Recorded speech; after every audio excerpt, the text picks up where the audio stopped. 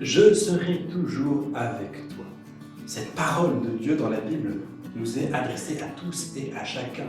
Elle est un indicateur fort de l'amour de Dieu pour nous. Quel amour de Dieu! Un amour qui sera tous les jours avec nous. Dieu nous fait la promesse de sa présence en toutes circonstances. Dieu nous montre ainsi un amour fidèle. Dans l'histoire sainte, il y a différents moments où nous voyons cet amour fidèle de Dieu pour son peuple qui se manifeste, notamment au moment clé, au tournant de l'histoire du peuple de Dieu. Un de ces tournants, c'est l'épisode du buisson ardent, l'épisode que nous allons étudier dans notre chapitre d'aujourd'hui. Il y a dans cet épisode beaucoup d'éléments qui nous montrent l'amour de Dieu, mais deux en particulier ont retenu mon attention pour notre sujet. D'abord, le buisson ardent en tant que tel. Il s'agit donc d'un buisson qui est animé par une flamme et cette flamme ne vient pas consumer le buisson. La tradition chrétienne y a vu un symbole. Le buisson représente ce qui est humain et la flamme ce qui est divin. Et la flamme est dans le buisson sans consumer le buisson. Ce qui est divin habite ce qui est humain sans brûler ce qui est humain. Et ça, c'est étonnant. En effet, notre humanité est faible et blessée par le péché. Elle ne correspond pas tout à fait à la lumière de Dieu, à la puissance de la lumière de Dieu qui pourrait l'exterminer par sa force. Eh bien, Dieu, en acceptant de venir habiter parmi nous, en habitant la simplicité de notre vie humaine, décide de ne pas nous éblouir, nous foudroyer par sa lumière, mais avec bienveillance et bonté nous manifeste qu'il peut demeurer avec nous en nous accompagnant progressivement vers sa lumière. C'est un signe fort de l'amour de Dieu et notamment de sa patience pour nous aimer.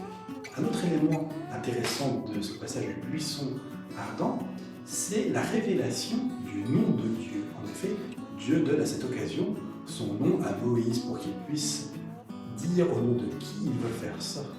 Dieu veut faire sortir, Moïse pourra faire sortir le peuple d'Égypte.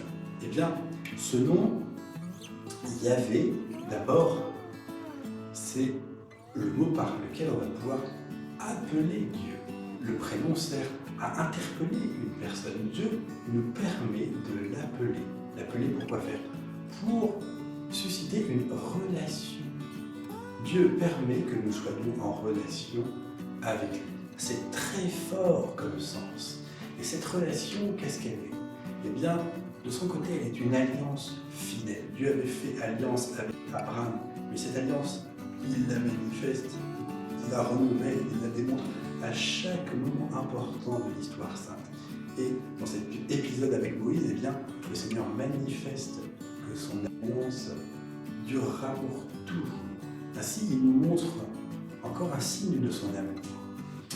Yahvé, c'est aussi un mot qui a un sens. En effet, tous les noms dans la Bible portent un sens. Et donc, cela veut dire « je suis celui qui suis ».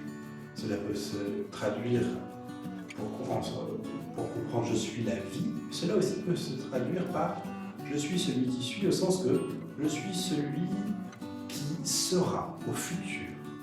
C'est-à-dire qu'on ne peut pas tout connaître sur Dieu d'un seul coup. Dieu ne peut pas dire à son peuple toute son identité d'un seul coup. Il va falloir que, petit à petit, par les événements qui vont arriver dans le futur, eh bien, le peuple de Dieu découvre progressivement l'identité de son Dieu. Ainsi, c'est un processus qui se fait dans le temps.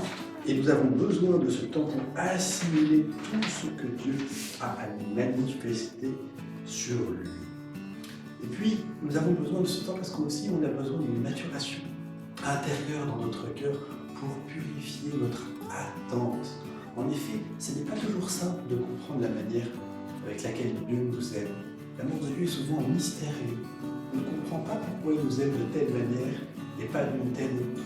On ne comprend pas forcément pourquoi il nous donne telle chose et pas telle autre. Il faut que petit à petit l'Esprit Saint transforme notre cœur pour que nous soyons capables de comprendre la manière dont Dieu nous aime. Ainsi, progressivement, en devenant petit à petit capable de comprendre pourquoi Dieu nous aime de telle manière, eh bien nous pouvons comprendre en même temps qui il est, toujours progressivement. Jésus nous dit aussi dans l'évangile de Saint Jean, il ne peut pas tout nous révéler maintenant, c'est pourquoi il nous enverra l'Esprit Saint plus tard, qui nous révélera progressivement la profondeur de son mystère.